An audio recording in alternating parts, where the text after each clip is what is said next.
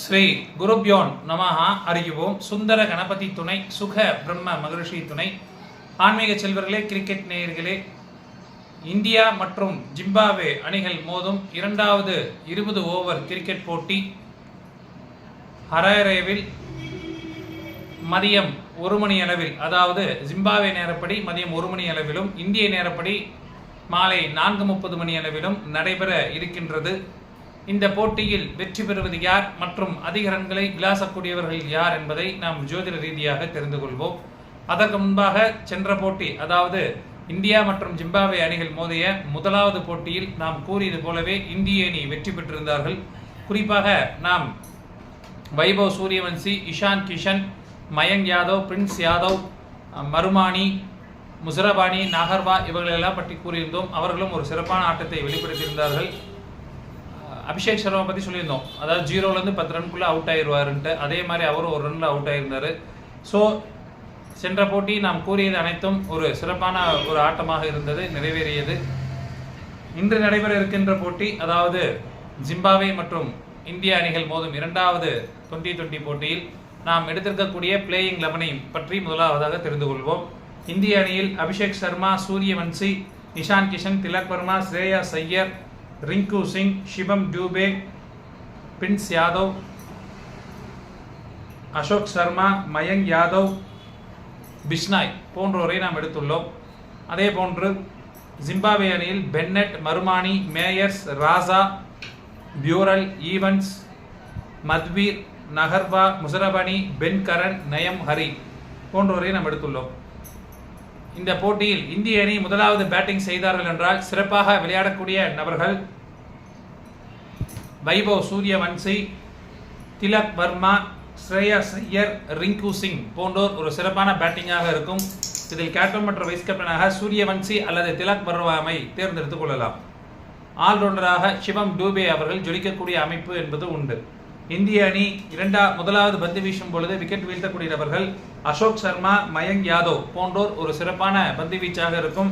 இதில் அசோக் சர்மா அல்லது Mayank யாதவை captain wise கேப்டனாகவும் try செய்து கொள்ளலாம். அடுத்தபடியாக இந்திய அணி இரண்டாவது பேட்டிங் செய்யும் பொழுது சிறப்பாக விளையாடக்கூடிய நபர்கள் அபிஷேக் சர்மா, சூரியவன்சி, திலக் வர்மா போன்றோர் சிறப்பான பேட்டிங்காக இருக்கும். ரிங்கு சிங் ஒரு ஃபைனலிஸ்ட், அதாவது கேம் சேஞ்சராக இருக்கக்கூடிய அமைப்பு என்பது உண்டு. எனவே ரிங்கு சிங் கம்பல்சரி எடுத்துக்கொள்ளவும்.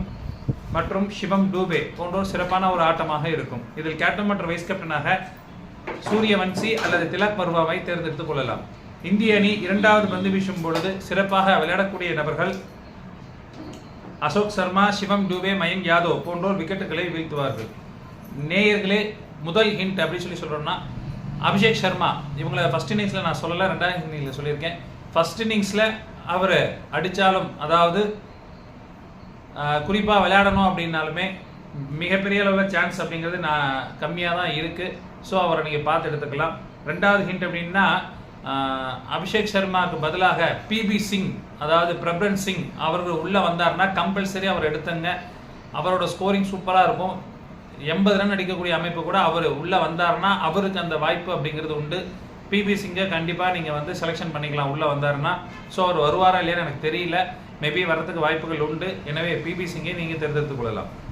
அடுத்தபடியாக ஜிம்பாப்வே அணி முதலாவது பேட்டிங் செய்யும் பொழுது சிறப்பாக விளையாடக்கூடிய நபர்கள் மேயர்ஸ், மருமானி,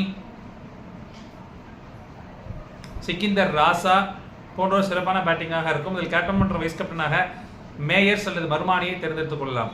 ஜிம்பாப்வே அணி முதலாவது பந்து வீசும் பொழுது விக்கெட் வீழ்த்தக்கூடிய நபர்கள் முசரபானி, நயம் ஹரி, பென் கரன். பந்து போட்டார்னா பென் கரன், பவுலிங் போட்டார்னா விக்கெட் எடுக்கிறது வாய்ப்பு இருக்குது. இல்லை பேட்டிங் பண்ணாலும் நல்லா விளையாடுறது வாய்ப்பு இருக்குது. சிக்கிந்தர் ராசா ஆர் பென் கரன் ரெண்டு பேர்த்தில் யாரோ ஒருத்தர் கண்டிப்பாக நீங்கள் தேர்ந்தெடுத்துக்கலாம். ஜிம்பாப்வே அணி இரண்டாவது பேட்டிங் செய்யும் பொழுது சிறப்பாக விளையாடக்கூடிய நபர்கள் பென் கரன், மருமானி, மேயர்ஸ் மூவரும் சிறப்பாக விளையாடக்கூடிய அமைப்பு என்பது உண்டு. மேயர்ஸ் ஆல்ரவுண்டர் பெர்ஃபார்மன்ஸாக இருக்கின்றார். எனவே அவரை கேப்டன் மற்றும் வைஸ் கேப்டனாக தேர்ந்தெடுத்துக் கொள்ளலாம்.